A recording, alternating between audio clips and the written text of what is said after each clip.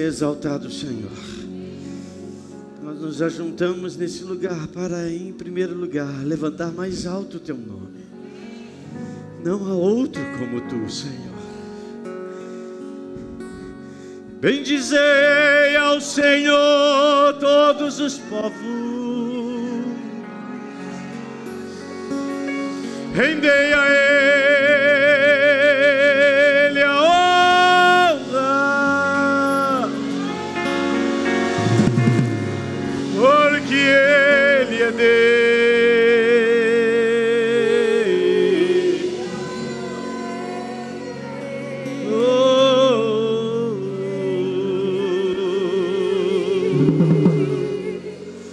Todo ser que respira nesse lugar louve-o,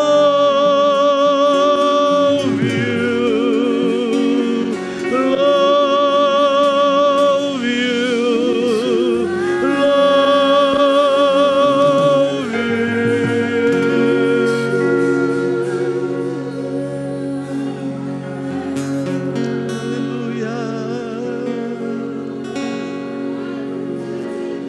O Salmo 108 diz assim no seu verso 2: despertai, saltério, despertai a harpa. Aleluia. Aleluia. Despertar é o amanhecer, e amanhecer com altos louvores. Saltério é um instrumento de cordas. Deixa o Espírito te usar, meu. Isso, vamos. São as notas agudas.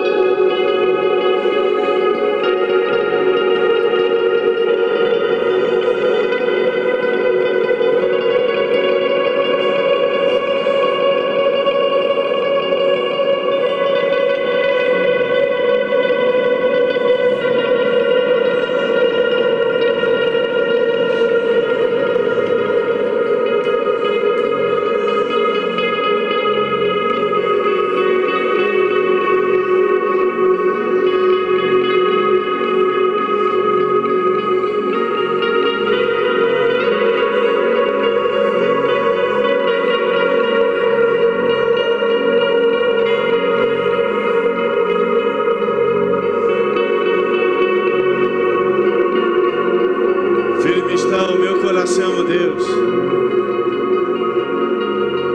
Por isso eu te louvarei, Senhor, porque tu és a minha glória. Despertai, solteiro. Despertai, ó harpa. Eu quero acordar a alfa. Ó Eterno, eu te darei graças entre todos os povos e entre todas as nações. Eu entoarei os teus louvores, pois o teu amor é fiel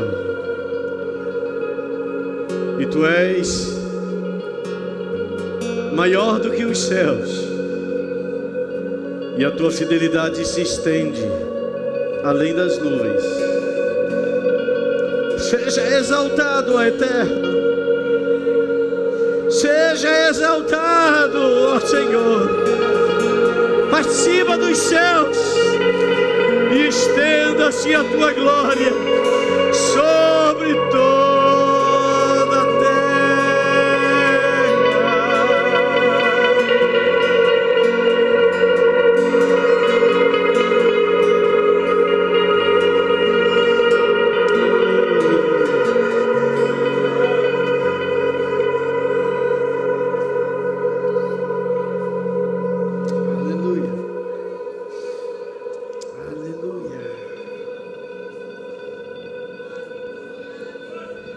No meio dos louvores, Deus habita.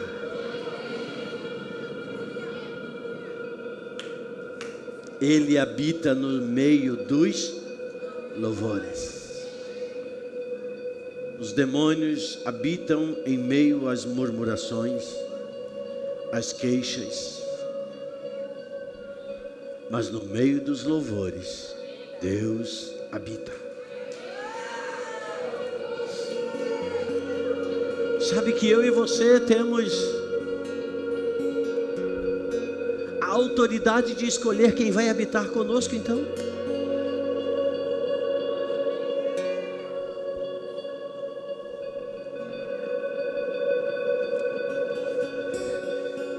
Nós temos um Deus que é muito grande, Ele é poderoso, não há razão para que nós nos queixemos de coisa alguma.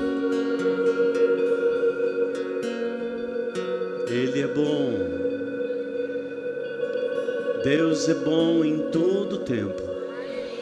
Em todo tempo Deus é bom. Aleluia. Glória a Deus. Glória a Jesus. Está chovendo quando você acorda. Oh Senhor, louvado seja teu nome pela chuva. Está calor quando você acorda. Senhor, louvado seja teu nome pelo sol. Aleluia. Obrigado, Pai. Ajuda-nos nessa noite a ir além do véu. Ajuda-nos nessa noite, Senhor, pelo teu Espírito, a entrarmos nos lugares sobrenaturais da tua presença.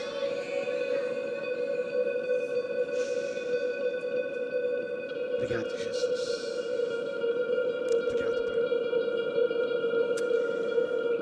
Vamos ministrar ao Senhor nesse mesmo espírito de adoração, com as nossas ofertas, os nossos dízimos. Vamos tributar ao Senhor que é devido a Ele mesmo. Você pode trazer as suas ofertas no ato de adoração, e também as crianças podem subir e estarem aqui do meu lado na plataforma. Enquanto nós trazemos as nossas ofertas, vamos adorar ao Senhor. Aleluia.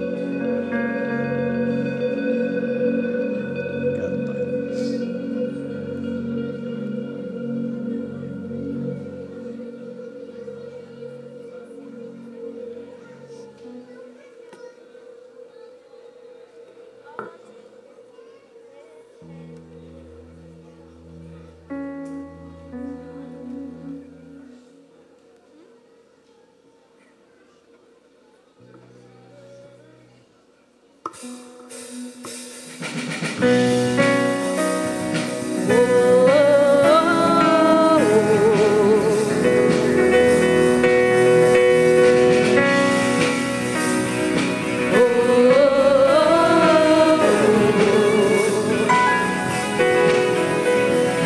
nuvens ele vem, os reis irão se prostrar, as algemas vão quebrar e nós vamos cantar a ti.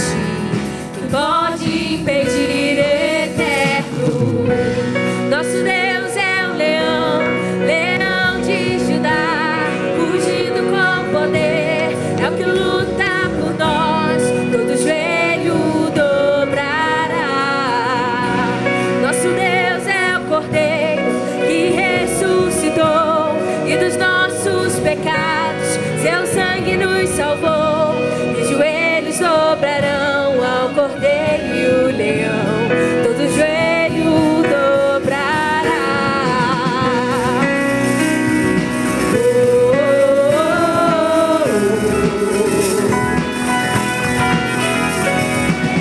Abram os portões, preparem o caminho ao rei, o Deus que vem salvar, aqui está pra libertar. Quem pode impedir o eterno? Nosso Deus é o leão, leão de Judá, rugindo com poder, é o que luta por nós, todo joelho dobrará. Nosso Deus é o Cordeiro que ressuscitou e dos nossos pecados seu sangue nos salvou, os joelhos dobrarão ao Cordeiro e o leão, todo joelho dobrará.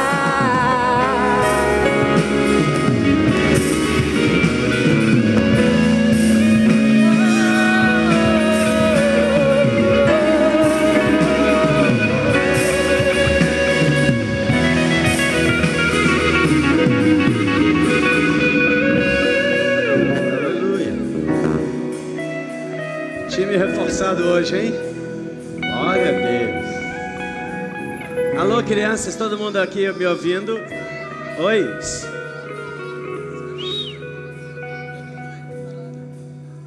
Vamos dizer todo mundo junto assim hoje, agora aqui. Todas as crianças juntas, diga: eu vou obedecer ao meu pai e à minha mãe, e ao tio e à tia hoje, para que a minha vida seja muito abençoada.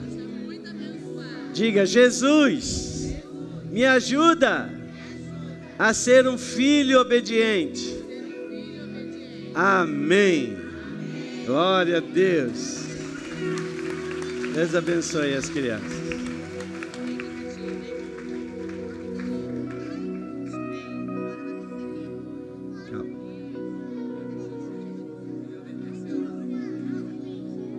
Vai sentar, irmãos. Pode ir. Júnior.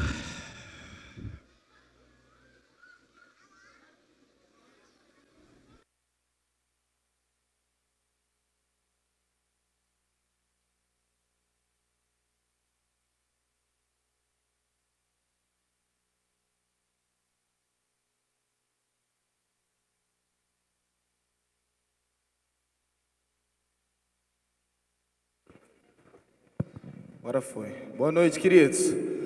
Rapidinho. Lembra que eu tinha anunciado há 2 semanas atrás da trilha da juventude? Todo mundo tá de pé. Cadê o jovem daqui, gente? Amém? Olha só. Eu tinha prometido conseguir um preço razoável para a gente ir no ônibus. E a gente conseguiu. A Sandiane fez um trabalho incrível lá com o rapaz do ônibus. E a gente conseguiu um ônibus a R$17 para você ir e para você voltar. Olha que preço incrível, gente. Porque a gente ia gastar 2 passagens para ir e 2 para voltar, não é verdade? E quem pega a BRT aqui sabe como é complicado. Então a gente conseguiu esse preço, basicamente o preço que a gente usaria para pegar um transporte público, a gente conseguiu nesse ônibus. A R$ 17,00, ida e volta, por pessoa. Agora, o que acontece? Há 2 semanas atrás, algumas pessoas colocaram o nome na lista, deram ali para a Sandy. Só que, para você confirmar a sua vaga no ônibus, eu preciso que você pague hoje esses R$ 17,00. Por quê? Porque o moço só deu esse prazo até hoje para a gente. Então, de alguma forma, a gente precisa depositar esse dinheiro para ele ainda essa semana. E o prazo máximo é hoje de poder fazer esse depósito. Então, se você quer confirmar a tua vaga, é hoje o dia do pagamento. R$ 17,00 você vai e volta no ônibus. Outra coisa, algumas pessoas me procuraram também, casais, pessoas adultas, né? Não que não são jovens, né, gente? Mas, enfim, nos procuraram. E eu peço a vocês, a gente está dando prioridade para esse ônibus, para os jovens. Caso a gente feche o ônibus, são 45 pessoas no ônibus. A gente fechando o ônibus, a gente tem a disponibilidade de outro ônibus, né? E nesse segundo ônibus, aí vocês poderiam entrar. Então é isso, eu preciso que vocês fechem hoje a sua vaga, R$ 17,00, pagar ali com a Sandy, ali no fundo da igreja.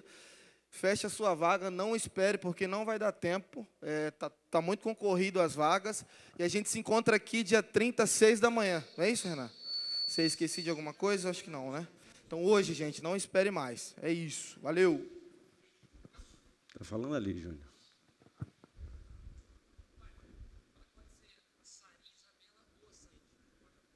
Quem? Ah, Sara. Ok, Sara, Isabela ou Sandiane. Ok, o pagamento. Então, se você não achar Sandiane, acha a Isabela. Se não achar a Isabela, acha a Sara. Se não achar nenhuma delas, procura o Júnior. Quantos quilômetros?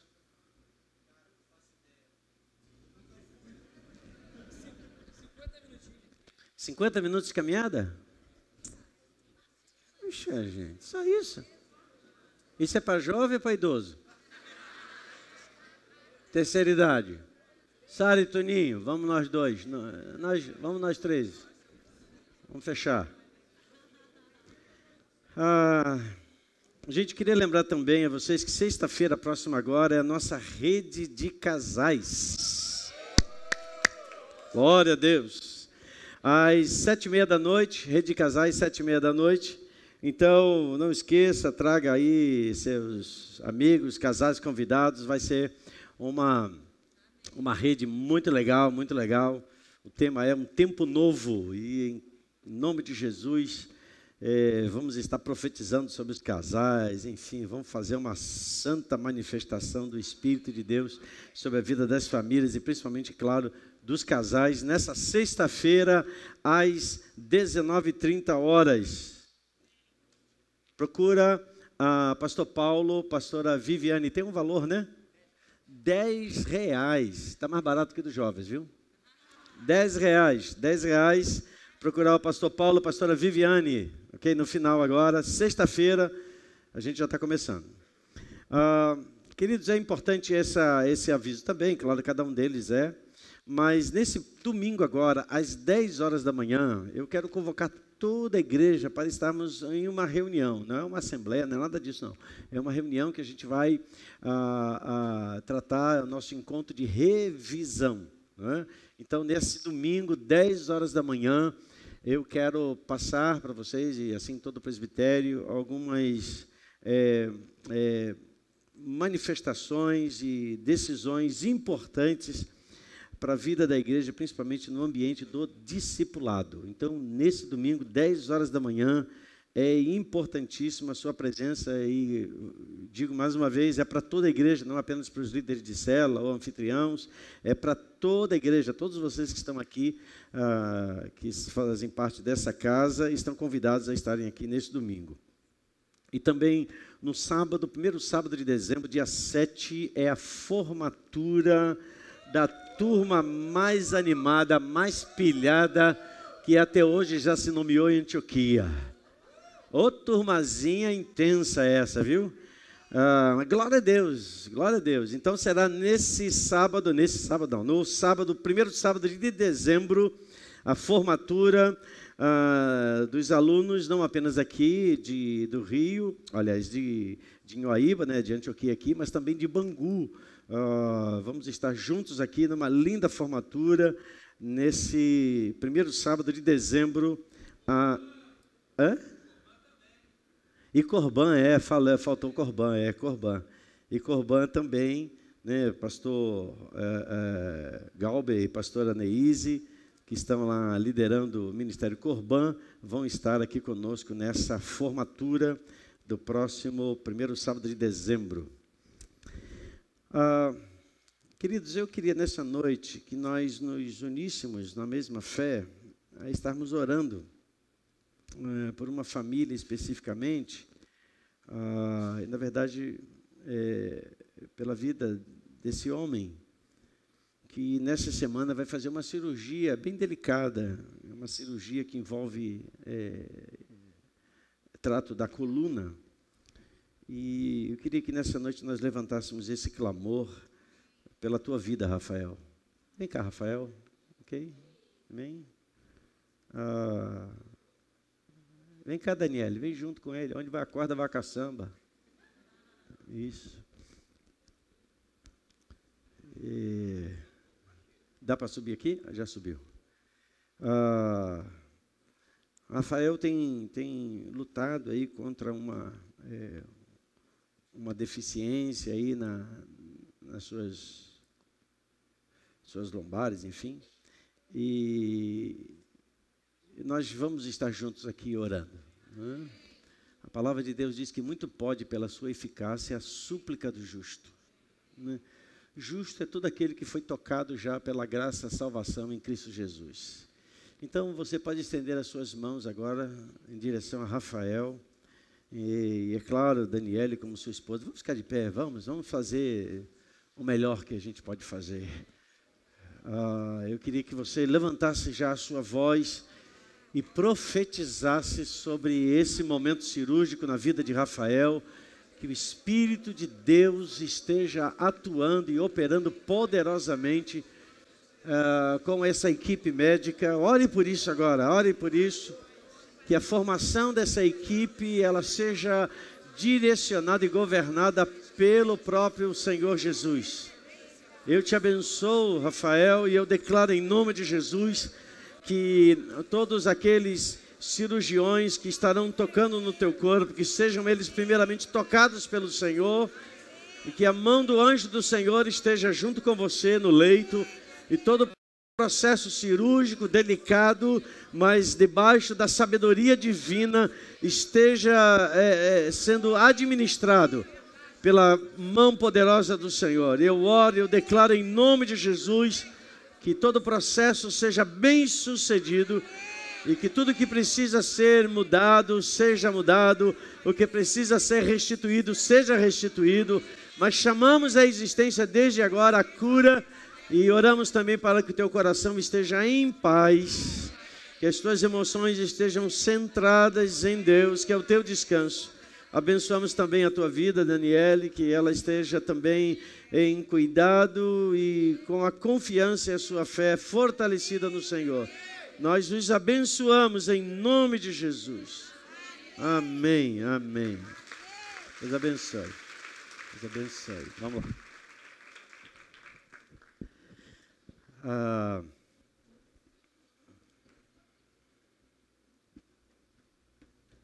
Eu queria chamar aqui o Cadu Candeia Rodrigues. E ele vai vir acompanhado, claro, dos seus pais, Leandro e Rayane.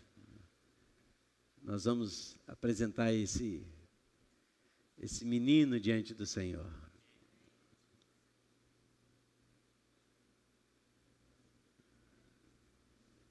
Lá vem Cadu.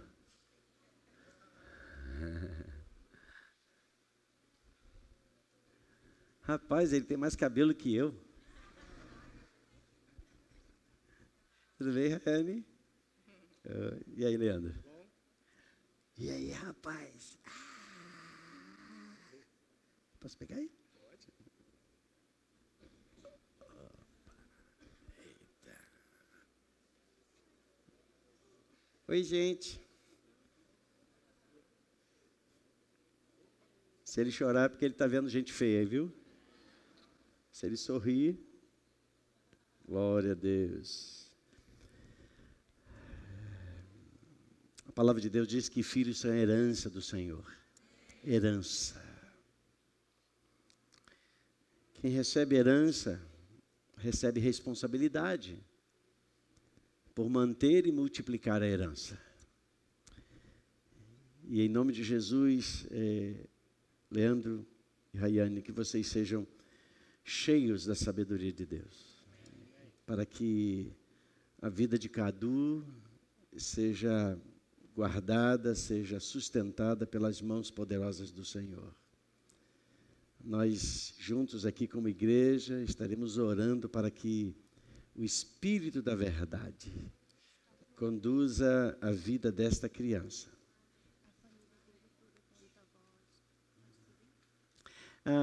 A família está aí presente? A família, os parentes, né? Ok, pode ficar de pé onde vocês estão. Amém. Alguém mais? É você aqui, né, irmã? Amém. Deus abençoe a cada um de vocês, pela herança que vocês também compartilham, né? Na vida de Cadu e também na vida de Leandro e na vida de Rayane. Vamos ficar de pé, queridos, vamos estender as mãos sobre a vida desse menino e vamos rogar a bênção do Pai sobre a vida de Cadu, que ele cresça debaixo do poder do Espírito Santo de Deus. Pai, eu tomo nas mãos agora, Senhor, a esta criança que você gerou, e é certo que foi gerado a vida de Cadu para o louvor e a glória do nome do Senhor Jesus. Oro pela vida dos seus pais, Leandro e Rayane, e por todos os seus familiares, avós maternos, avós paternos, tios e tias. Senhor, que esta casa, que esta família seja um instrumento nas suas mãos para proteger, para gerar, Senhor, no coração desse menino, um coração cheio do temor de Deus, um coração cheio da graça e da bondade do Deus eterno. Pai, nós intercedemos pela vida de Cadu e oramos agora. Senhor, guarda os passos desta criança. Senhor, que os seus ouvidos, a sua mente, todos os seus sentidos estejam totalmente protegidos pelo Espírito Santo da verdade. Que Cadu cresça em estatura e em graça, seja diante de Deus, também seja diante dos homens. Que a vida desse menino, Senhor, se revista de honra aos seus pais. Que a vida dos seus pais se revista de bênçãos sobre a vida dele. E que a posteridade, a descendência desta família que recebe o seu primeiro filho, seja tomada pelas tuas mãos e seja uma descendência poderosa e guardada pelas tuas mãos. Nós abençoamos a tua vida, Cadu, abençoa a tua vida, Leandro, abençoa a tua vida, Rayane, e toda a tua casa, toda a tua família servirão sempre ao Senhor. Em nome de Jesus. Amém. Amém.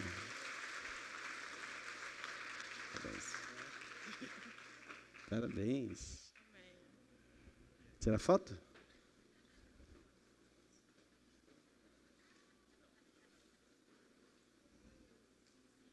Glória a Deus. Amém. Parabéns, viu, Leandro? Parabéns, Ayane.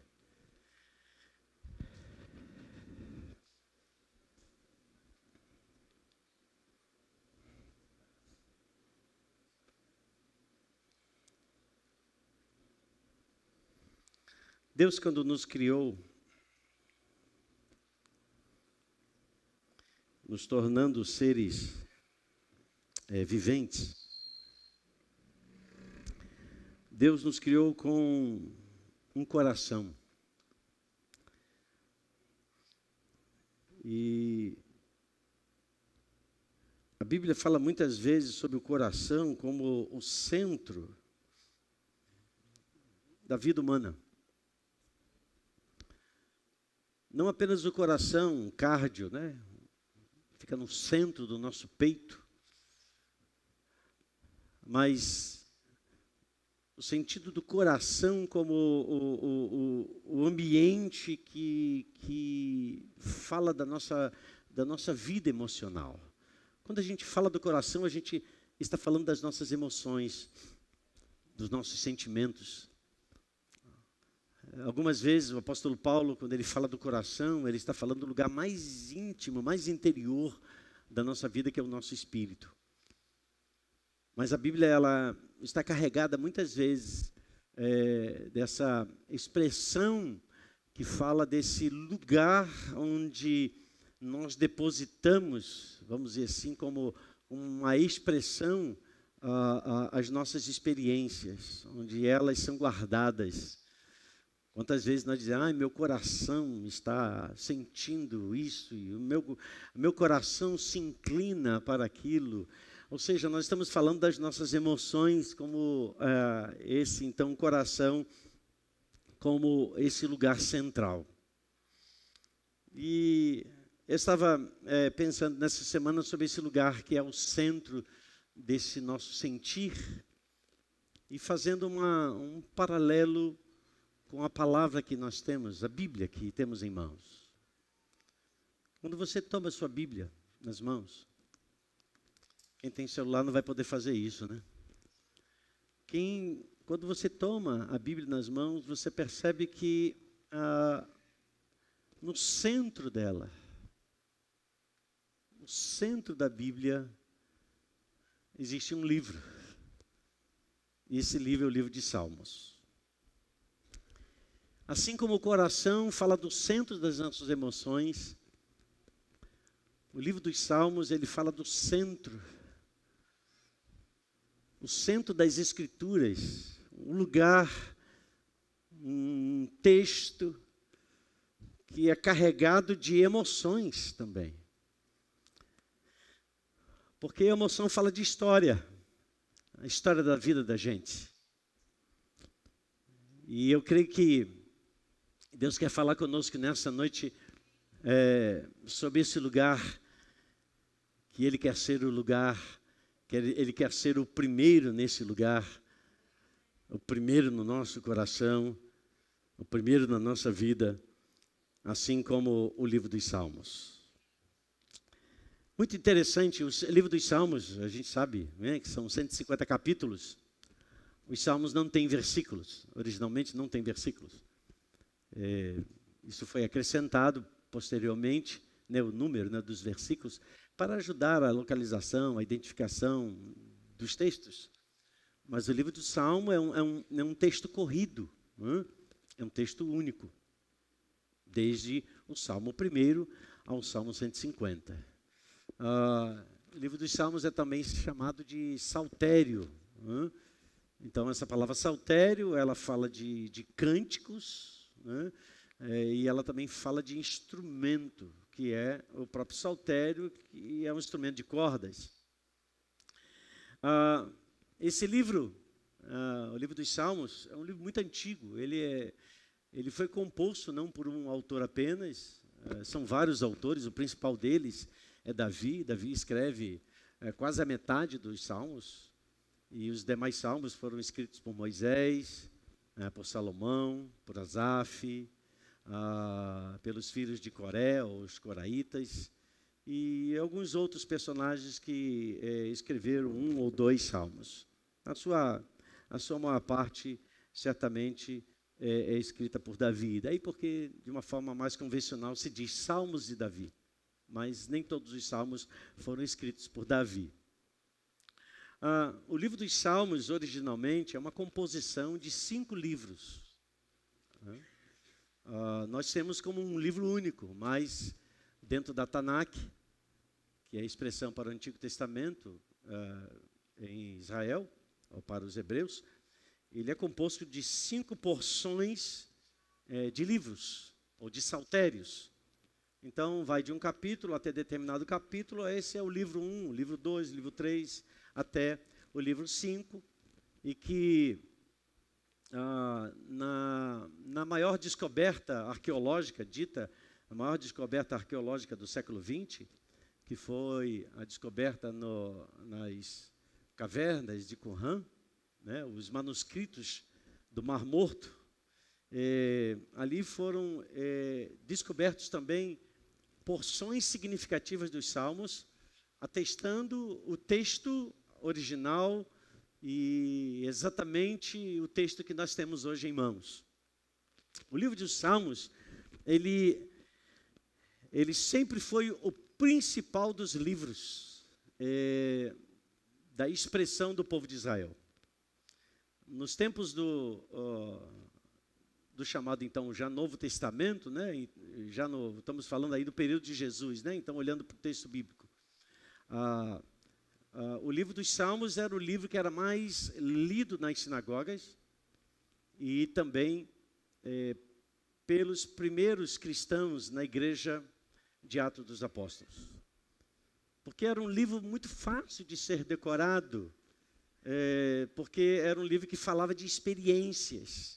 Ele é carregado de conceitos teológicos, mas o objetivo principal do livro dos Salmos nunca foi desenvolver uma síntese doutrinária ou uma síntese teológica, mas sim de falar da experiência que esses homens, então chamados autores, ou aqueles sobre quem foi escrito, a respeito da vida desses homens com Deus.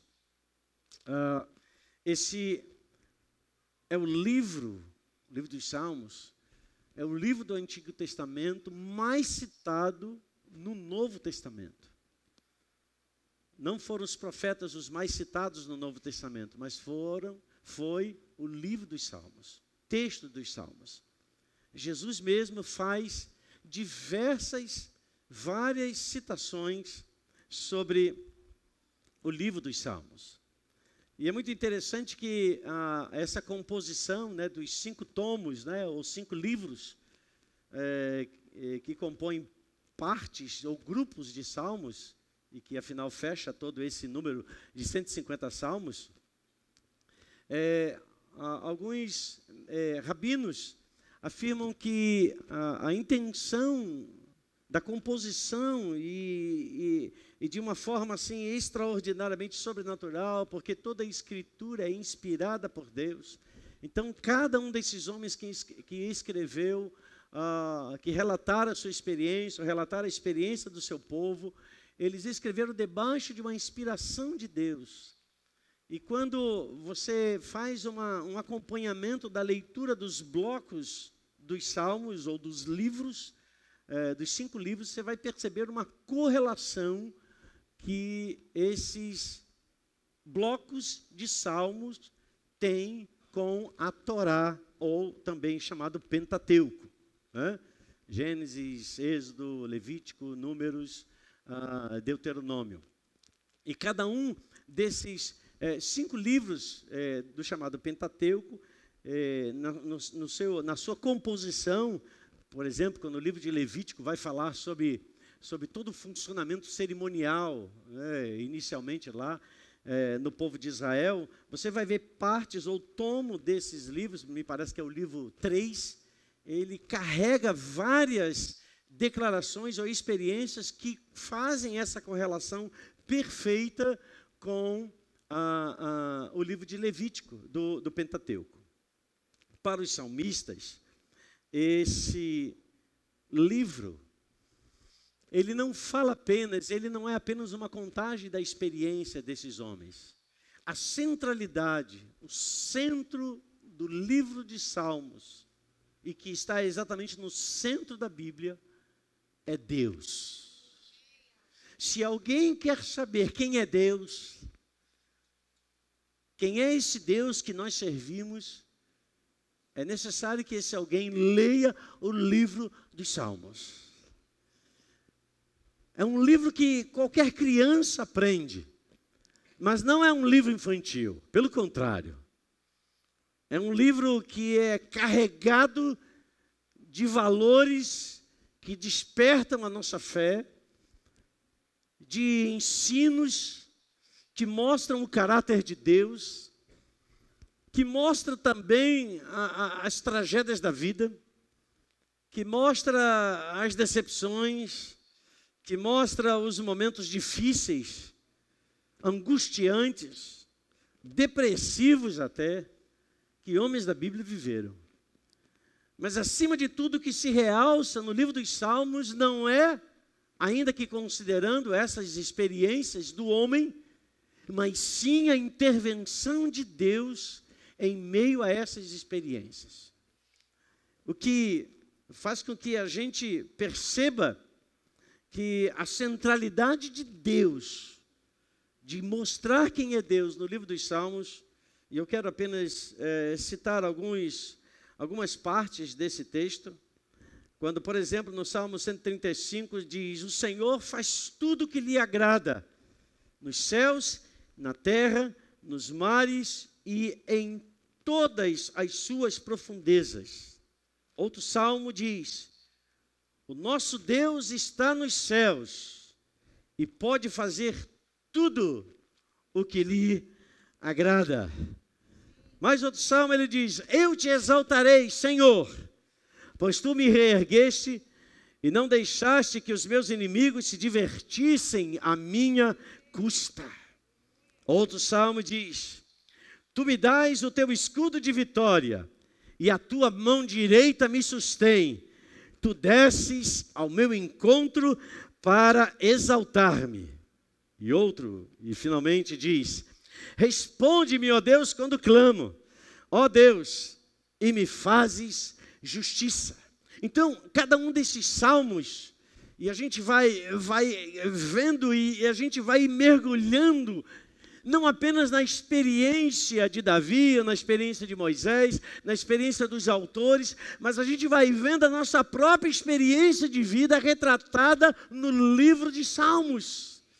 Então a gente vê Deus separando um texto, um livro que fala a respeito da gente, que fala a respeito dos nossos encontros, dos nossos desencontros, que fala a respeito dos momentos felizes e dos momentos que não são felizes. Mas, acima de tudo, o livro dos Salmos, ele nos traz instrução de como viver em meio a essas circunstâncias. Como reagir, como se comportar, como evitar determinadas circunstâncias que agravam mais ainda os problemas vividos no dia a dia, a partir daquilo que Deus mesmo mostra nesses salmos, para que a gente possa, então, ter uma vida abençoada e uma vida onde a intervenção de Deus está sempre presente. E eu quero começar lendo o Salmo 1, um salmo que praticamente todo mundo conhece, são salmos assim prediletos, até porque, como alguém já disse, quando você lê um livro, as primeiras páginas são aquelas que você mais guarda, porque certamente para você começar a ler o livro, você tem que ler as primeiras páginas, mas não necessariamente as páginas do meio ou as páginas do fim. Se eu perguntar a alguém aqui, me faça de cor aí, cita de cor um livro dos Salmos, um capítulo, aliás, um número de Salmos, lá do Salmo, por exemplo, 86, ninguém vai lembrar. Mas o Salmo 1, Salmo 23, parte do Salmo 91, ou o Salmo 150, muita gente guarda, porque fala dos extremos desse relato, que esse livro fantástico, desse livro que você não pode ler apenas como sendo um livro de degustação. Eu vou ler um salmo. Nesse salmo que você vai ler, o Espírito de Deus ministra a você, porque é a palavra de Deus. Ela é tão poderosa quanto você lê um texto de Paulo, ela é tão poderosa quando você lê um dos textos dos evangelistas, porque é a palavra de Deus e certamente ela vai de encontro ao momento que você está vivendo, ou ela vai se tornar um antídoto para aquilo que você não viverá, porque a palavra de Deus vai te proteger com atitudes prévias que vai te trazer livramento de circunstâncias que, se você não houvesse conhecido a instrução de Deus, certamente você seria atingido. Então leia a Bíblia, leia a palavra de Deus, leia o livro dos Salmos. E o Salmo 1, eu quero ler, e é claro, são várias versões, mas eu vou estar lendo na NVI, e inicia dizendo assim: como é feliz, ou como a maioria já guardou, bem-aventurado é o homem que não segue ou não anda no conselho dos ímpios, não imita, isso na versão NVI ou nas versões mais tradicionais, não se detém no caminho dos pecadores, e nem se assenta na roda dos escarnecedores, ou na versão NVI, na roda dos zombadores. Ao contrário, o seu prazer, diga prazer, está na lei do Senhor. E nessa lei medita de dia e de noite. Ele será, ele quem? Esse homem bem-aventurado. Ele será como árvore plantada à beira de águas correntes, que dá fruto, diga dá fruto, no tempo certo, e as suas folhas não murcham. E tudo o que faz, você pode ler junto? 1, 2, 3.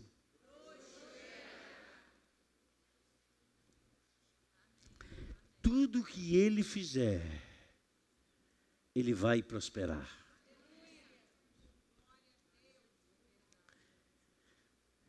E vamos ajustar aqui o entendimento: prosperidade não é dinheiro.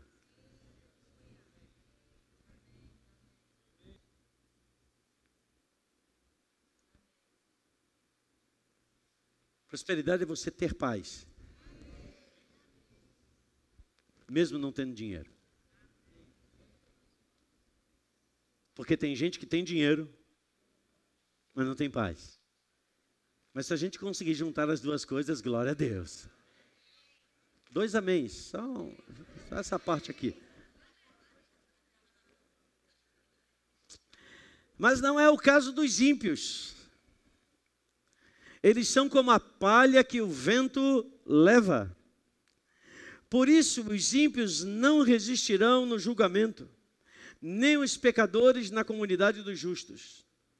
Pois o Senhor aprova, ou o Senhor conhece o caminho dos justos, mas o caminho dos ímpios leva à destruição. Agora, é muito interessante a gente pensar o seguinte: se considerar que o livro dos Salmos é o livro da centralidade de Deus nas experiências humanas, por que será que o salmista e a própria inspiração de Deus na vida desse homem o levou a iniciar um livro tão tremendo, falando de ímpios, falando de pecadores, falando de zombadores? Talvez se a gente pudesse pensar, acho que começar um livro, a introdução de um livro, você faz todo um apanhado para atrair os seus ouvintes para algo espetacular que quer ser mostrado, mas o texto começa falando: bem-aventurado é o homem que não anda. Então começa a fazer uma certa, ou na verdade, uma ênfase muito grande com quem eu e você não podemos andar. Então Deus é muito enfático aqui, mostrando e perguntando para mim e para você, porque aqui é uma afirmação, mas aqui eu transfiro como uma interrogação: com quem você anda? E aqui o próprio Espírito de Deus está dizendo que feliz é o homem que não anda no conselho dos ímpios, não se detém no caminho dos pecadores, nem se assenta na roda dos escarnecedores. Em outras palavras, quem influencia a sua vida? Qual é o nível de influência que hoje está operando sobre você? Qual é o nível de linguagem que hoje mais aborda você? Quais são as situações e circunstâncias as quais você mais está envolvido e com que nível de pessoas eu e você estamos envolvidos? E veja, Jesus orou: Pai, não te peço que tu os tires do mundo, mas que tu os livres do mal. E livrar-nos do mal é conhecermos o que é o mal e sabermos fazer a escolha do que é bom, do que é o bem. É sabermos que existem situações que vão se aproximando da nossa vida, que não tem como finalidade nos capturar no momento imediato, mas elas vão modelando, elas vão gerando uma mudança, uma alteração de comportamento, onde de repente a nossa linguagem, afinal de contas, nós fazemos parte de um reino, e é o reino de Deus, e o reino de Deus tem um rei, tem uma lei, e é claro, tem uma língua. Tem uma linguagem. A palavra, Paulo diz linguagem sã. Sã é linguagem santa, ou linguagem que não é doente, que não é carregada de enfermidade. Não a enfermidade como a enfermidade em si, mas palavras que transferem algo que a gente percebe que é a outra linguagem através daquelas palavras. E somente uma vida do Espírito é que a gente vai poder regular a nossa linguagem e regular o nível de influência que nós estamos sendo submetidos. Entendendo que influência não é algo imediato, é algo que vai se dando pouco a pouco. No texto da sua Bíblia diz: bem-aventurado aquele que não anda. Andar é compartilhar. Andar é começar a gerar uma concordância. Diga-me com quem andas. Eu direi quem tu és. Os homens conheciam a respeito dos discípulos por causa da companhia de quem esses homens andavam. Eles andavam com Jesus. Mas Jesus, ele também se sentava na mesa dos pecadores, no sentido de ser uma influência para eles, e não o inverso.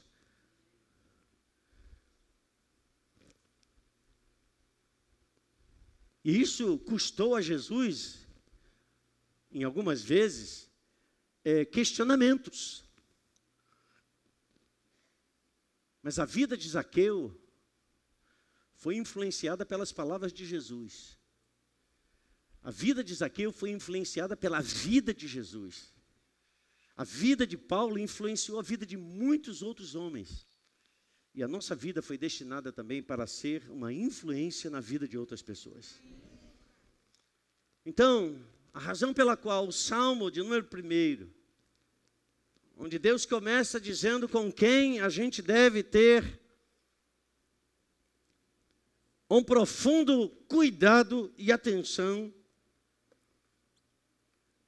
é com quem a gente anda. E aqui ímpio, pecador e zombador, não está dizendo necessariamente aquele que não anda nos caminhos de Deus. Porque tem muito crente que é zombador, que é escarnecedor, gosta de contar uma piada maliciosa, gosta de falar mal da vida dos outros, gosta de, se for possível, macular a vida alheia. O Senhor disse que esse tipo de pessoa é chamada de escarnecedor. Então, a primeira coisa, irmãos, que a palavra de Deus no Salmo, que é o centro da Bíblia, diz para mim e para você: cuidado com quem você anda. Cuidado com quem você compartilha o seu coração.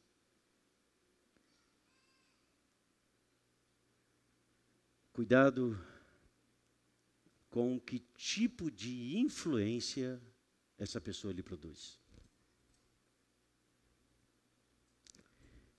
Uma coisa é certa, que ninguém segue o injusto, ninguém imita o pecador e ninguém se assenta junto com o escarnecedor, porque é coagido.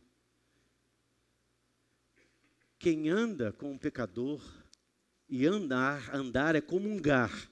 A gente tem relacionamento com todo mundo, ora, óbvio. A gente tem relacionamento na escola, no trabalho, na rua, no ônibus, em todo ambiente a gente está tendo relacionamento.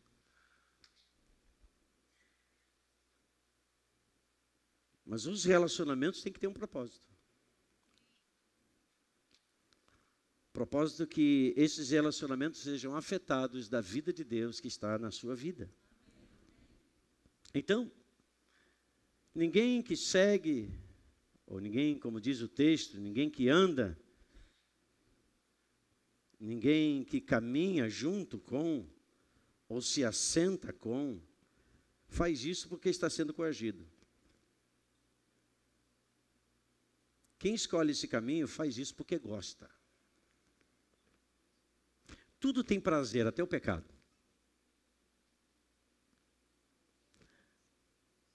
Se você parar para pensar de uma forma assim bem criteriosa, o pecado no seu instante inicial não é ruim. Porque o pecado, ele satisfaz aquilo que você deseja.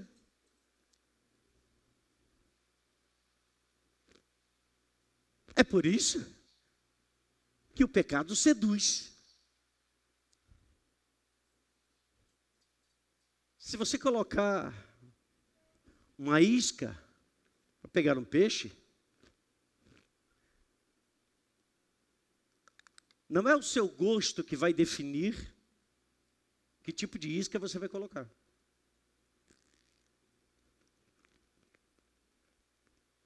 Você tem que conhecer quem você quer pescar. O tipo de peixe que você quer pescar. E para cada tipo de peixe existe um tipo de isca. A maioria das vezes, os pescadores assim, vai e pesca com isca, chamada isca, né, pedacinho lá de peixe, pedacinho lá de camarão está caro, né? Mas enfim. Mas tem peixe que não é atraído por esse tipo de isca, e sim uma isca viva. Só como é que você vai prender um peixe vivo para o peixe vivo fisgar? Então se vende aquelas iscas que parecem que são verdadeiras, e joga lá, ela brilha porque tem uma coloração da escama. Então o peixe, quando vê aquilo, ele se sente atraído. Por quê? Ele se sente atraído por aquilo que de fato ele gosta. Então nós somos atraídos por aquilo que nós gostamos. Mas nem tudo aquilo que nós gostamos faz bem. Então bem-aventurado é aquele que percebe que a isca foi colocada, mas que você em Deus tem discernimento para dizer: não vou morder essa isca. Porque ela vem com todos os argumentos para que você seja capturado. Deus conhece a mim e a você, o diabo também conhece a mim e a você. Ele sabe, o diabo, ele sabe muito bem quais são as suas e as minhas fraquezas. E ele não vai atuar naquilo que nós somos fortes, ele vai atuar nas nossas fraquezas, porque as nossas fraquezas, elas revelam um prazer, que é uma isca. E ele vem e oferece. Quando ele tentou a Jesus, ele veio com a isca certa. Ele disse: Senhor, olha aqui, olha todos os reinos desse mundo. Para que você vai morrer? Para que você vai sofrer? Para que você vai passar por tudo isso aí que os profetas já anunciaram e vai acontecer com a sua vida? Você vai sofrer, você vai ser crucificado.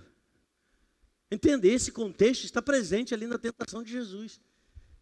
Então, Satanás oferece uma isca. Olha aqui, vamos facilitar as coisas. Se você se prostrar e me adorar, tudo que você deseja vai ser seu. Ou seja, eu vou antecipar as coisas. Deus fez tudo e belo, formoso no seu devido tempo para a minha vida e para a sua vida.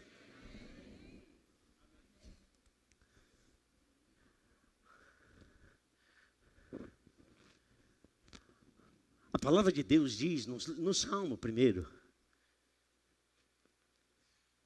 que diferente do pecador, que diferente do ímpio, do iníquo, diferente do blasfemador, o justo tem prazer na lei do Senhor.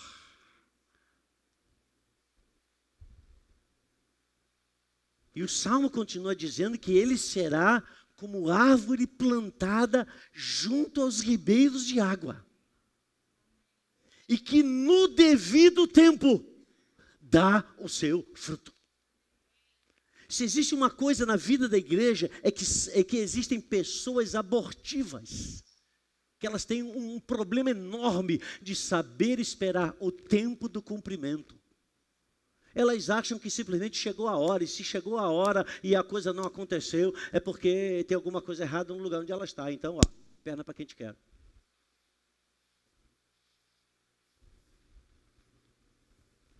Deus não trabalha sob pressão.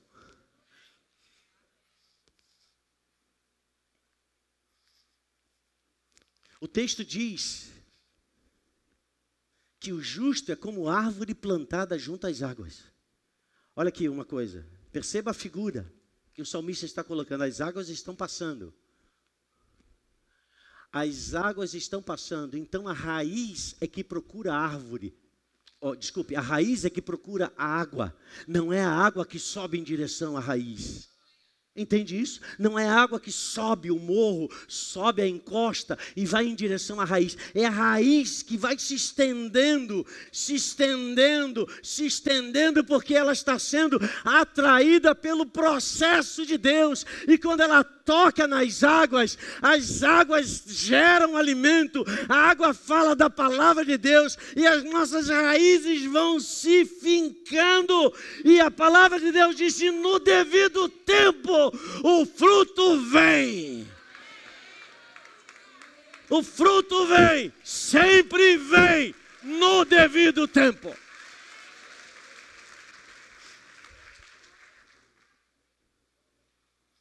Nós tivemos na conferência 7 irmãos sendo aqui consagrados ao ministério.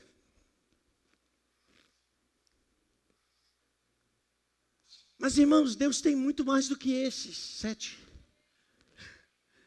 Mas chegou o tempo deles. E as raízes daqueles que sabem esperar o kairós de Deus estão sendo supridas, estão sendo alimentadas. E no devido tempo, o fruto vem.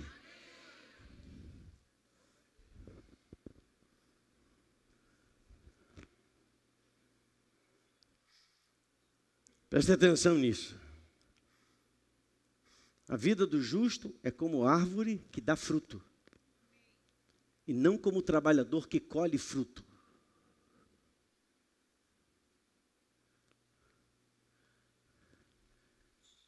Cansam, se fadigam e nada acontece. Mas o Senhor diz: o meu justo, ele busca a minha palavra. Então ele faz uma escolha. Por isso que a palavra de Deus diz: ele é bem-aventurado. Bem-aventurado é o homem que não anda no conselho dos ímpios, não se detém no caminho dos pecadores e nem se assenta na roda dos escarnecedores, porque essas coisas interrompem os processos de Deus. Deus não vai abençoar o que é mal. Deus vai abençoar na nossa vida aquilo que nós estamos gerando para Ele, para que no devido tempo venha o fruto. Por isso que Paulo diz: o fruto do Espírito é o fruto do Espírito. Mas o fruto do Espírito não dá nas paredes, ele dá na nossa vida, ele se manifesta na nossa vida. E para se manifestar na nossa vida existe todo um processo de crescimento, de amadurecimento, um processo onde Deus mesmo vai trabalhando.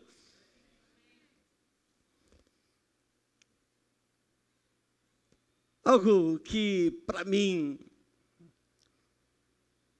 e para você, para cada um de nós, essa palavra mostra que, diferentemente desse justo que é como árvore plantada, desse justo que busca ter a sua vida influenciada pela palavra de Deus. Então o seu funcionamento familiar não é influenciado pelo novo livro publicado nas livrarias, mas é influenciado pela palavra de Deus. Onde a sua vida financeira não é influenciada por coach, mas é influenciada pela palavra de Deus, e nada contra coach.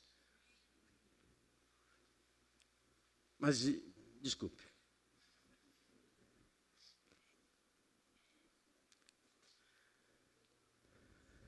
A nossa vida, ela é resultado das nossas escavações.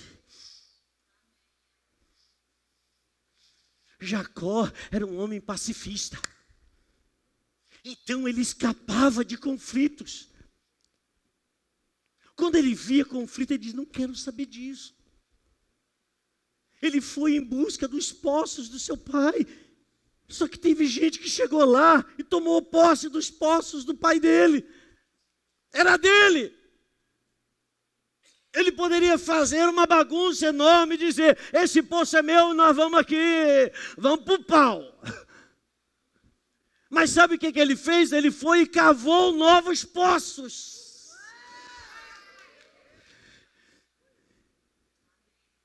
E Deus, Ele tem prazer naqueles que comungam com a água que Ele é, como sendo a Shalom. Então, ser instrumento de paz é alguém que de fato está ligado nessa fonte de paz, de refrigério, que a sua alma às vezes é sacudida, quer ir lá tomar satisfação, quer ir lá dizer: eu sou um macho alfa, você é filho de Deus, você não está debaixo de regências nem masculinas e nem femininas, no sentido de poder, você está debaixo da regência dos céus. Então Jacó abandonou aqueles poços, abriu novos poços, veio gente, entulhou os poços dele, e ele fez o quê? Foi abrir outros. Vai ter gente que vai querer entulhar o seu poço, mas as suas águas, elas não são superficiais.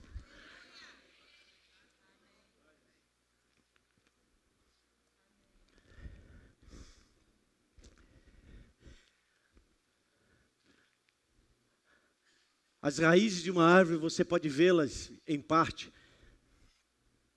até na superfície.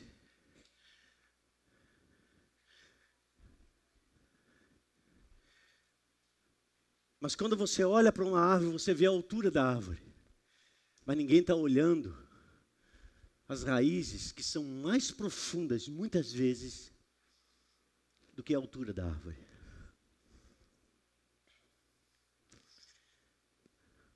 O que te sustenta, o que me sustenta, não são os elogios e nem o mal falar. O que me sustenta e o te sustenta são as nossas raízes. Ninguém está vendo, mas o Deus que te conhece, o Deus que conhece o teu coração, vai fazer com que o teu fruto permaneça. E como o Salmo diz, e tudo que ele fizer vai prosperar.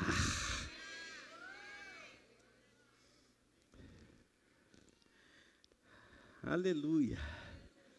Quem falou esse amém aqui? Glória a Deus. Até a criança entende. Mas o Salmo 1 se nos adverte a respeito de que tipo de influência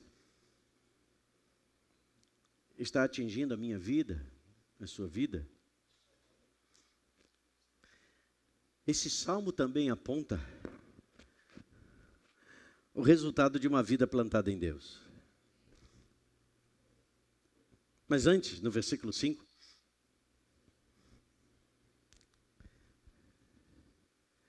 no versículo 4, melhor, o salmista diz assim: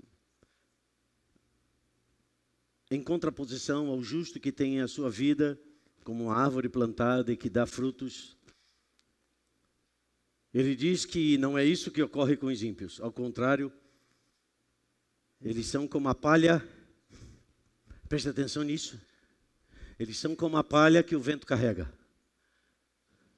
Eu nunca vi uma plantação de palha. Alguém já viu? Alguém plantando palha? A terra produzindo palha? Não. Palha é o resultado visível daquilo que não está umedecido.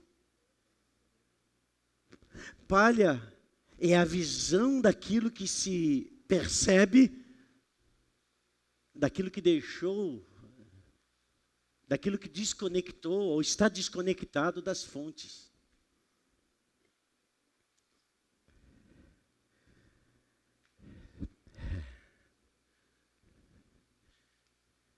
Irmãos, nós temos palha na nossa vida.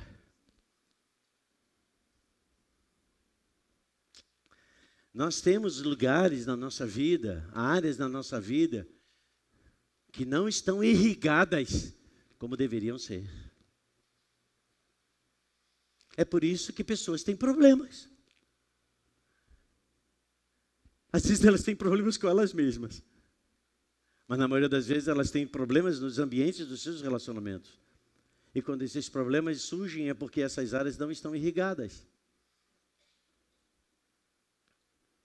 A gente pode ter aflição, a gente pode ter até mesmo os problemas, mas a gente não pode se tornar uma pessoa problemática. Então a gente tem que mergulhar na palavra. Eu digo mergulhar na palavra, a gente tem que dizer, meu Deus, que tipo de vida ou que tipo de influência é essa que está operando sobre a minha vida?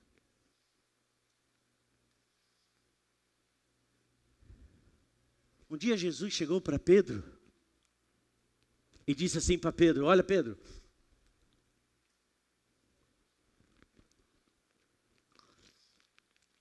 Satanás, ele falou comigo, eu estou amplificando aqui, viu? E ele vai te joeirar. Satanás te pediu a mim, a você, para joeirar a tua vida. Só que nesse texto Jesus também diz assim: mas eu orei por ti. Oh, aleluia. Aleluia. Um dos nomes dele, Jesus, é o nosso intercessor. Ele agora está orando por mim e por você.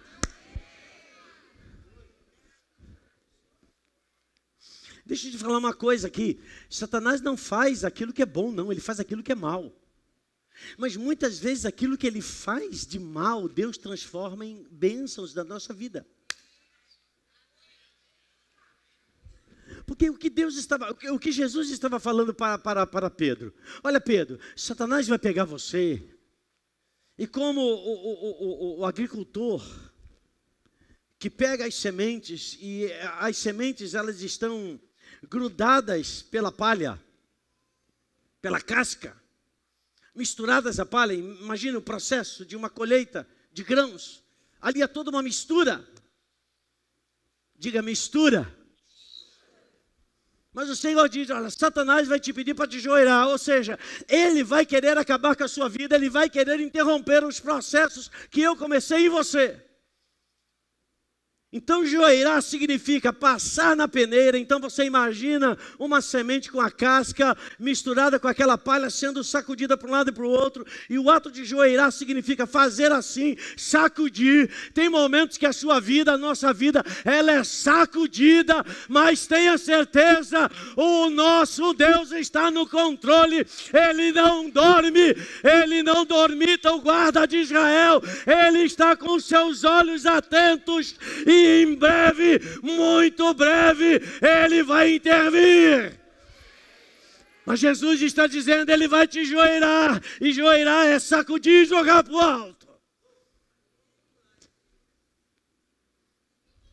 E quando joga a semente joelhada para o alto, o vento bate, mas a semente sólida volta para a peneira, mas a palha...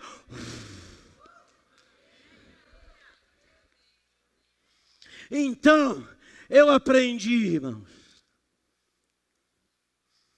Eu fui consagrado ao ministério em 1992. Recebi a Jesus em 1975. Então quem está diante de você não é um neófito. Não é um recém-convertido. Não é um bobalhão. Não é alguém que não entende as coisas. E eu não estou falando apenas na questão do entendimento daquilo que é natural, mental, mas o entendimento, o discernimento das coisas espirituais. Há muitas coisas que acontecem e antes que elas aconteçam, Deus já vai me falando. E Deus vai me falando não para que elas não aconteçam, mas para que elas aconteçam, mas eu tenho a sabedoria do Espírito para lidar com as coisas que estão acontecendo. Porque no final delas, a glória será maior.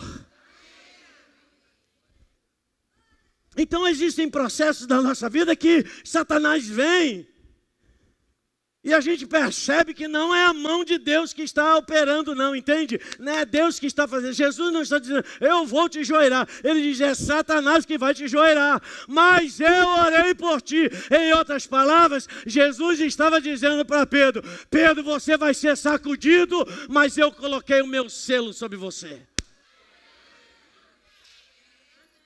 Coloca o selo sobre a tua vida, vamos lá. Aleluia.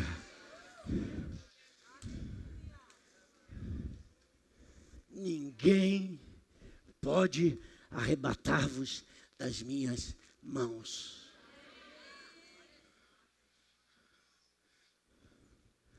Você não perde aquilo que não é seu.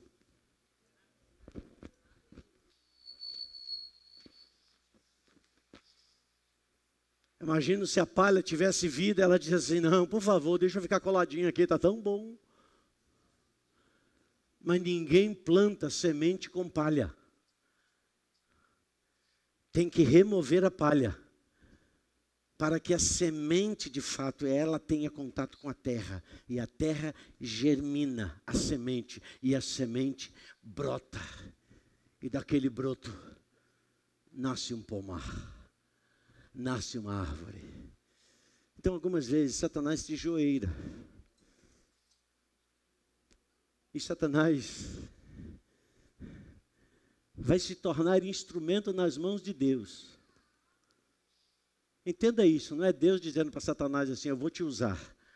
Mas é naquilo que Satanás intenta fazer e faz, Deus vem e reverte.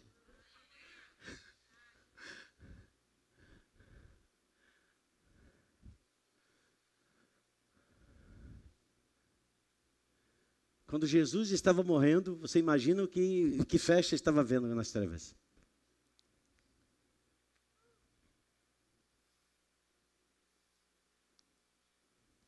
E ele talvez estivesse dizendo, acabamos com aquele que se dizia o Redentor.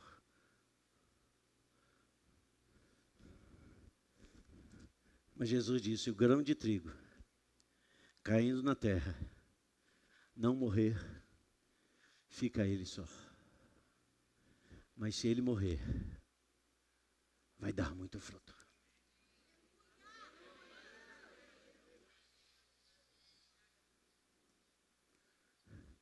Você não precisou ser sepultado e nem levado à cruz. Mas por meio de Jesus Cristo, morremos com Ele, ressuscitamos com Ele também. Reinaremos com Ele também. Essa é a palavra de Deus. Mas ao contrário, Ele diz, os ímpios, eles são como a palha que o vento carrega. Não tem sustentação. E finalmente, queridos, o versículo 5. Ele mostra a nossa redenção em Cristo Jesus. Ouça bem, o texto que nós estamos lendo aqui foi escrito 3.000 anos atrás, 1.000 anos antes de Jesus.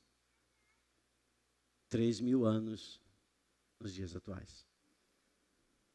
O versículo 5 diz: por isso, os ímpios não sobreviverão ao julgamento, nem os pecadores na congregação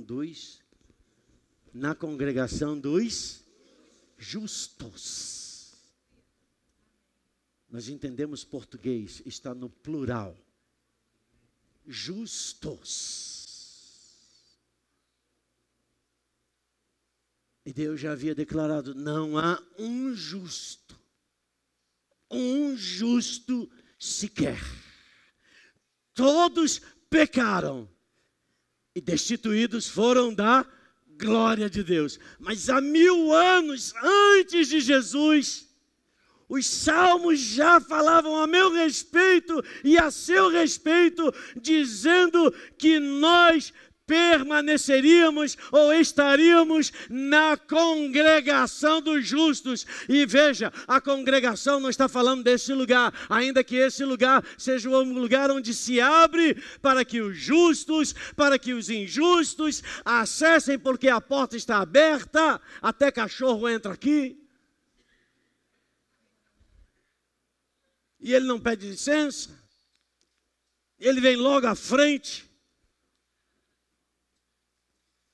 Mas a congregação dos justos, somente aqueles que estão marcados pelo sangue do Cordeiro, são aqueles que têm as suas raízes aprofundadas, cujo prazer está na lei do Senhor, e na sua lei medita de dia e de noite.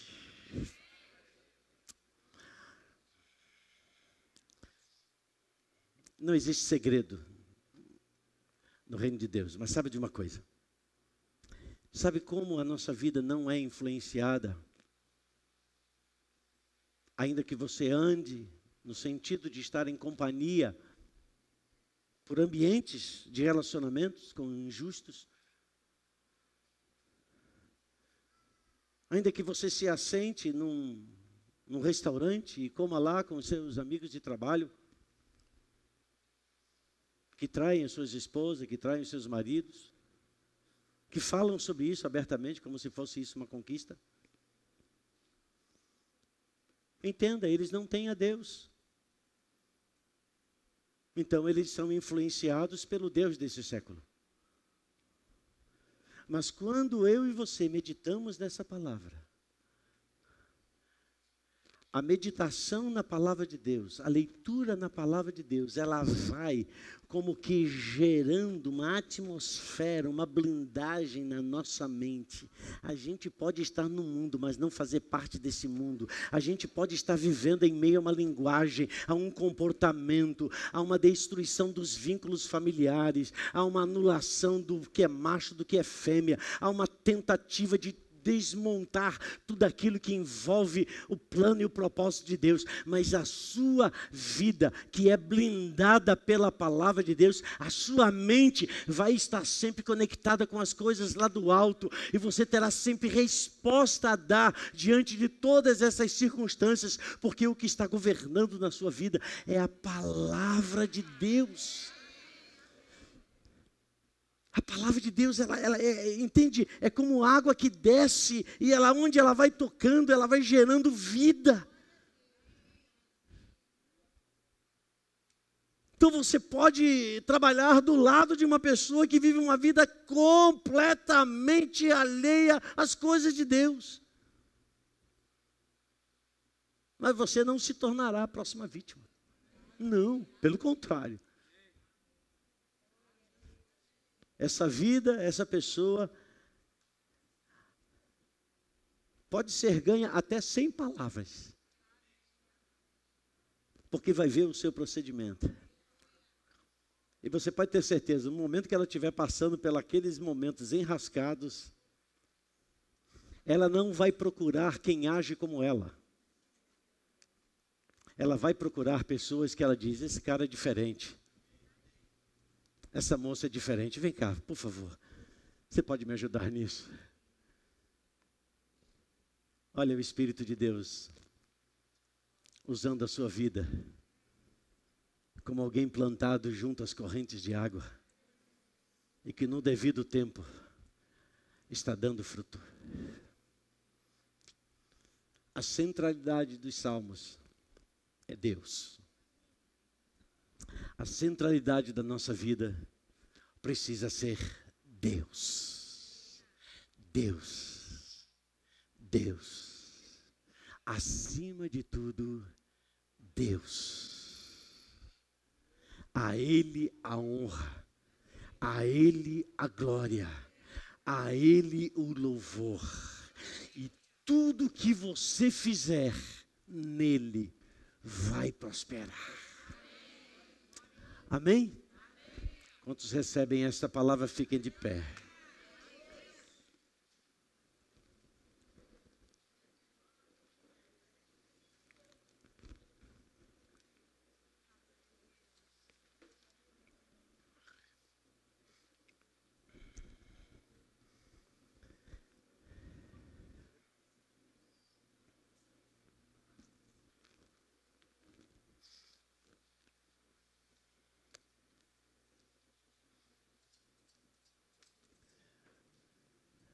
Ter prazer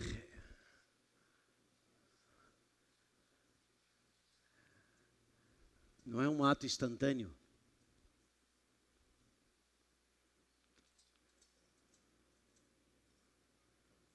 Ter prazer na lei do Senhor.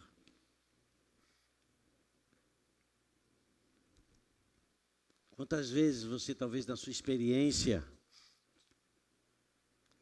você está lendo a Bíblia, o telefone não para de tocar. Você está meditando na palavra, a criança chora, dizendo, mamãe, eu quero você.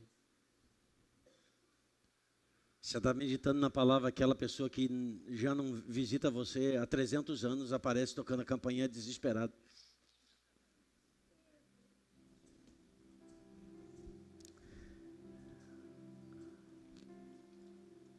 Queridos, o mundo jaz no maligno. Então o mundo, ele atua como complô contra tudo que é Deus, contra tudo que aponta para Deus. O mundo se opõe.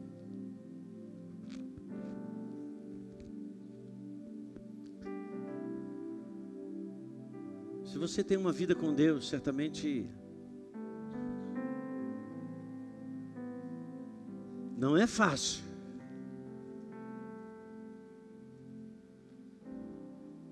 Viver num tempo onde aquilo que é certo tem sido mostrado como errado, e aquilo que é errado tem sido mostrado como certo.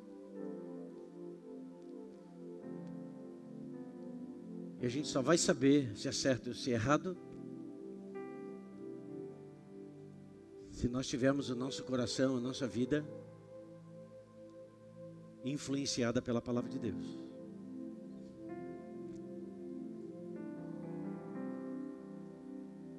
Apesar de a cada ano este livro chamado a Bíblia Sagrada ser o livro mais vendido, ser o livro mais editado, ser o livro mais conhecido em toda a história do século XIX e em diante. Na geração dos dias atuais, segundo pesquisas, é o livro que menos se lê. Se tem o livro. Algumas vezes até se lê o livro, mas não se medita no livro.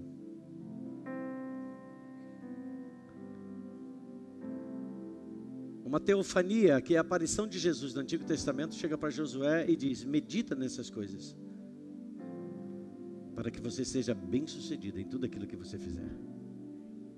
Eu fui com Moisés, eu serei contigo, mas medita na minha palavra.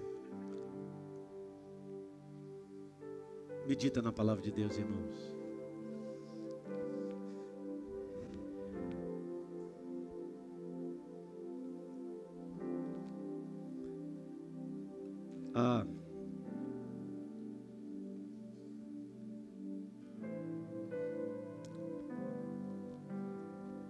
Hoje todo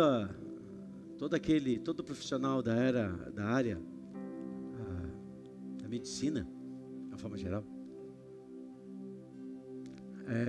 diz que a gente precisa fazer exercício.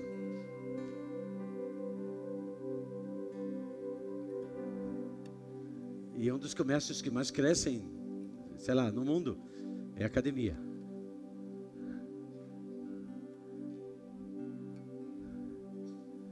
Quem faz academia aqui? Não precisa levantar a mão, não.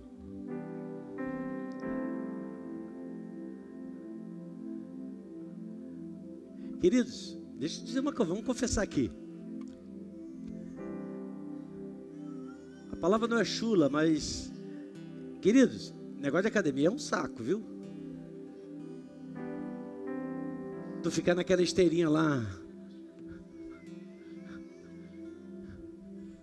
tu ficar puxando ferro. Mas entenda o meditar. Você faz a primeira vez, você diz, aqueles 40 minutos parece que são 400 minutos. Você não vê a hora daquilo acabar. Você passa 5 minutos e parece que já foi, sei lá. Não passa, o tempo não passa. Mas à medida que você vai meditando naquilo, naquela prática, isso vai se tornando um prazer. E você começa a desenvolver a prática de gostar de fazer academia, de fazer musculação, de fazer, enfim, aeróbica, essas coisas todas. Mas isso é um desenvolvimento. Mas nos primeiros momentos é um porre isso. É um negócio muito chato. Você fica ali, suando. Você está perdendo. Aí você soa ali para tirar 300 calorias. Aí chega em casa, toma um cafezinho e lá foi 500.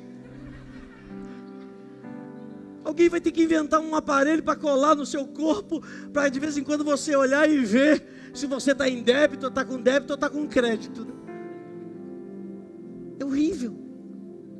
Mas, por causa da saúde, eu acho que tem que fazer. Eu não faço. Mas preciso fazer. E o médico já disse, se o senhor não fizer, eu vou lhe dar remedinho.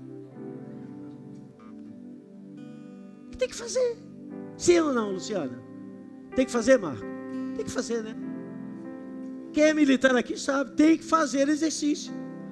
Não, quando o ladrão vier, você vai correr, você vai dar 10 metros, você vai, pum, ter um ataque do coração, porque não tem preparo físico.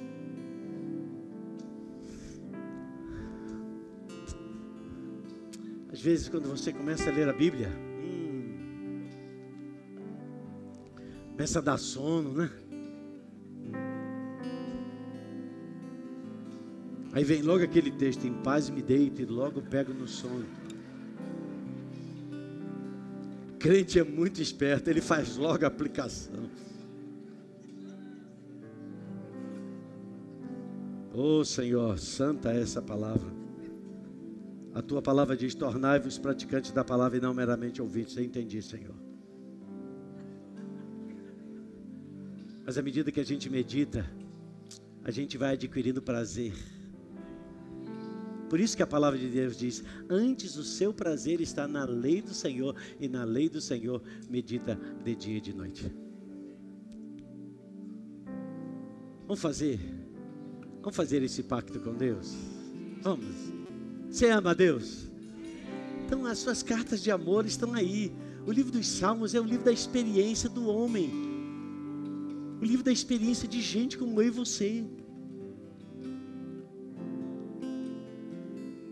De gente que passa por muitas questões. Mas o livro da experiência de homens que tiveram a ação de Deus sobre a vida deles. Se você tem a sua Bíblia, pegue-a. Se você tem o seu celular, o seu iPad, o seu pad, pega aí.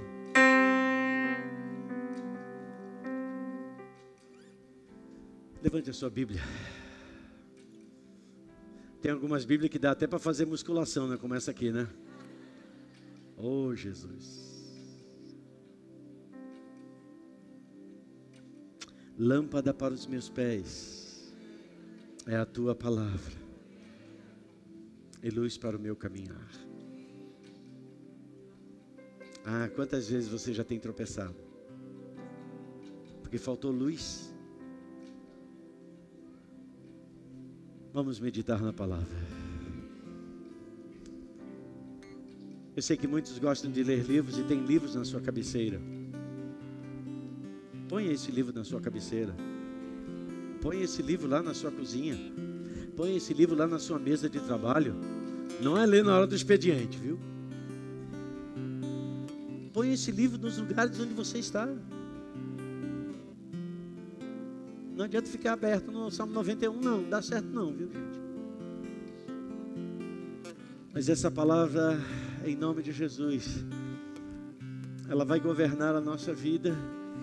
E você será como árvore plantada junto aos ribeiros de água, que no devido tempo dá o seu fruto, e tudo quanto você fizer vai prosperar, porque o conselho da palavra estará sobre a sua mente. Pai, eu oro nessa noite, Senhor, pelos homens e mulheres desta casa. Eu oro, Senhor, para que você, o Deus deste livro, a Bíblia Sagrada, a revelação de Deus para os homens, seja, Senhor, o livro-texto da nossa experiência diária de vida. Eu te peço, Pai, no nome de Jesus, desperta em nós o prazer pela Tua palavra. Desperta nesta geração, a geração que vê, a geração que olha, mas não é uma geração que medita. Desperta, Senhor, numa geração de tanta distração, o foco sobre a Tua santa palavra, para que a nossa vida, Senhor, seja completamente diferente. E a nossa vida não seja influenciada, pelo contrário, nós sejamos a influência sobre o mundo onde nós vivemos. Nós te agradecemos, Senhor, pela Tua palavra, te agradecemos pelos salmos, te agradecemos pela revelação do Teu coração, mostrando que nós passamos por muitas circunstâncias, por muitos momentos, mas de todas elas o Senhor nos livra, porque guardamos a Tua palavra no nosso coração. Por isso, Pai, no poder do nome de Jesus e com a ajuda do Espírito Santo de Deus, sejamos homens e mulheres cheios da palavra, para que no abrir da nossa boca nos seja dada a palavra, para que a sabedoria que é a Tua palavra norteie, direcione todas as nossas decisões. Nós somos o povo da Bíblia, e como povo da Bíblia, nós te dizemos muito obrigado, Senhor, pelas Escrituras. Muito obrigado, Senhor, pela Tua santa palavra. Muito obrigado, Senhor, de Gênesis ao Apocalipse, de tantas e profundas revelações do Deus de amor, que quer e deseja que nós vivamos como genuínos, autênticos filhos de Deus, para a glória do Teu nome. Assim nós oramos, assim cremos em o nome do Senhor Jesus. Que a graça de Deus Pai, o amor que Ele revelou por meio do Seu Filho Jesus, a consolação que vem do Espírito Santo de Deus seja sobre cada um de nós, seja sobre as nossas casas, as nossas famílias, seja sobre o nosso ir e o nosso voltar, que sejamos guardados, Senhor, protegidos e amparados, que nós sejamos, Senhor, tomados e possamos tomar posse da armadura de Deus, para que possamos viver uma vida vencedora, uma vida vitoriosa, uma vida onde nós sejamos criteriosos em cada ato, em cada pensamento, em cada decisão, pautados pela Tua palavra. Assim eu oro, Senhor, crendo pelo poder do Teu Espírito, que nos trouxe e nos leva em paz. E nós declaramos uma semana abençoada, uma semana onde as nossas raízes vão se aprofundar nos rios da água da vida, que é Jesus Cristo, o Verbo de Deus, a Palavra de Deus, em o nome de Jesus. Amém e amém. Deus abençoe a todos. Vão em paz. Amém.